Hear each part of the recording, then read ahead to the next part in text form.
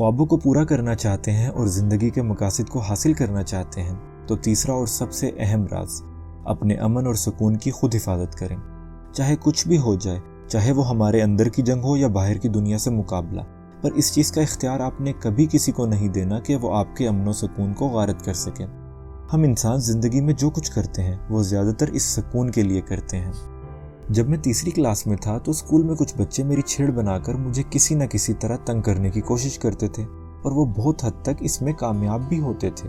तो मेरी मामा ने मुझे समझाया कि मैं इनकी बातों पे बिल्कुल ध्यान न दूं और चाहे मुझे जितना भी बुरा लगे लेकिन ये मैं उन्हें जाहिर ना करूं और चेहरे पे अच्छी सी स्माइल रखूं।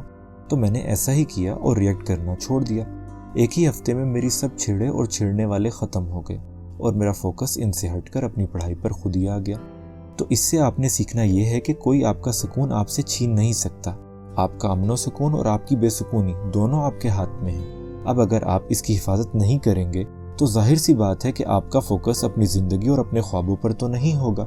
आप बस इसी में लगे रहेंगे कि मेरा बॉस ऐसा क्यों है, मुझे सुकून से नहीं रहने देता, मेरी सास ऐसी क्यों है, मुझे बहुत बातें सुनाती है, ज़रा सुकून नहीं है इस घर में, बच्चे सुकून से नहीं रहने देते, वगैरह वगैरह। अब जो भी है, जैसा भी है, जो करना है, जैसे करना है, फैसला आपका अपना है।